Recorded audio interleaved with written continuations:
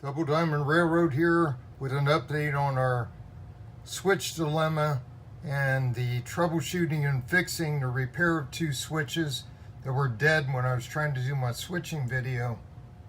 Give me lots of trouble. They're old ones here on the main line. And you can see right down in there what I added in there. That little fork. It's a metal clip, jumper clip. I wedged those in there, cut them and trim them, wedge them in as far as it'll go back. That bridges, because it seams that rail right there between the insulated frog and the point. And this point is very bad. It's flopping and wobbling right there at the hinge.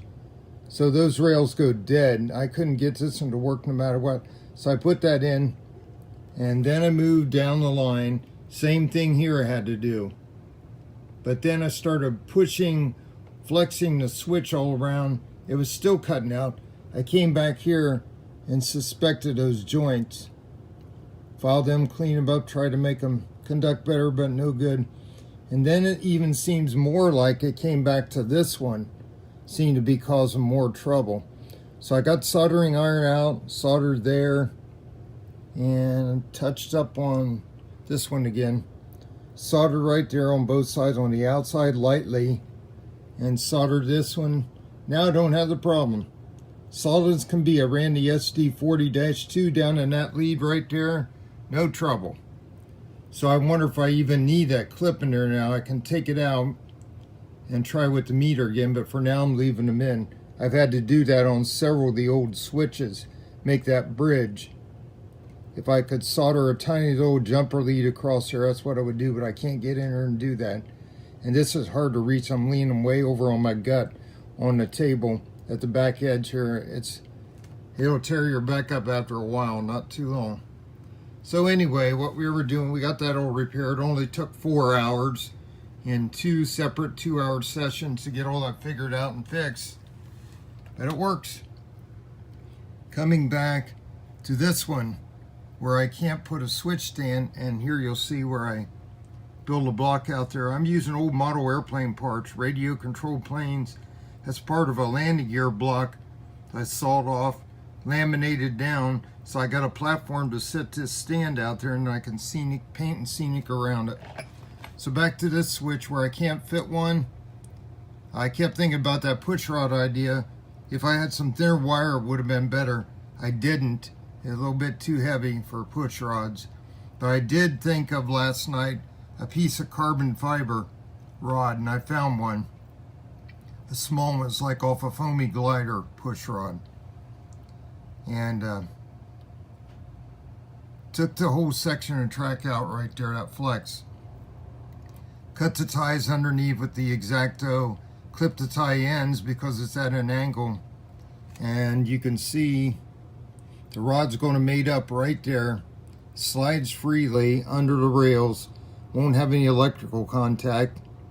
I know carbon fiber can conduct, but I don't think it will at this voltage. So I'm thinking about taking the pin on the next switch stand, switch throw, the Atlas pin, stick it, drill the hole, stick it down in there, and then hold it in place, and then take the end of the rod and lay it on top of that flat T bracket there off the pin, super glue to that. So then I can come back, cut this rod off. I'll cut it shorter, about right there. Put the stand so it looks normal up there close to the track. And I should be able to glue this diameter rod. I think I can glue it into the end of the switch where the slot, I think I can glue it on the butt end to the end of the throw. I'm hoping that'll work out. I think super glue, I can do anything. So we're going to give that a shot to avoid tearing that switch out and putting a snap switch in. So I should have them here in a couple of days. We'll find out soon. So that's it for now. I think we're going to make another switching run or something. I'll let you come over here. I'll go slow. And you can see I finished up the label on there, and then I'm going to weather that in with some grime and some whitey stuff on the silos, kind of wash it so it looks a little more faded. Blend that sign in like I paint it on like they do on concrete silos. They paint them on. Try to blend that in better. And we couldn't get all the label off the thing there. It looks like a layer of snow on the building. But I'll get some help and we'll get that picked off. Or I might have to use some debonder to get it loose.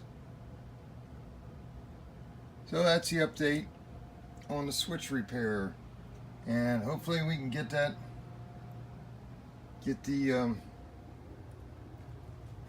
new switch throw in right here and be able to control that main yard lead switch.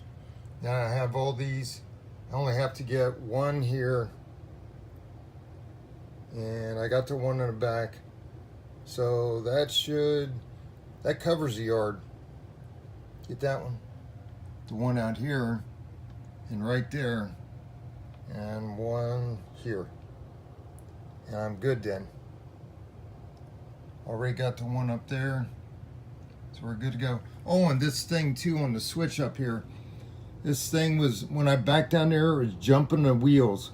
It kept making a tick sound. You could see the front end jumping. It would derail. I did everything in the world you could to that point. Bent it different ways, filed it. Nothing would work. So then I took a nail spike and jammed it in the switch slider over here on the side, and it would work. Had to have more pressure. So I figured out maybe that switch, snap switch, was worn out from being on the main. Used to switch a lot going back in there on those two tracks back there. So I thought, well, I'll take the one I stripped off the other one on the other side of the layout from somewhere. And I changed the mount, put that down, bingo, nailed it. Had enough spring tension to draw that over up tight against the rail there. You can see that doesn't look too right. When I look at the other ones, it just doesn't look right the way it fits in there. And that rail's real floppy. The farthest rail on the pivot's real floppy at the hinge point. And where it's mounted down here at the end too, so it'll have to be replaced if it starts acting up again. But we got a workaround by putting that other snap switch motor on it. Solved the problem for now. It works perfect. I back in there at 10 miles an hour, no trouble at all. On the worst cars that would wobble and jump. So we're glad we got that fixed. So that'll do it for now. Double Diamond Railroad out.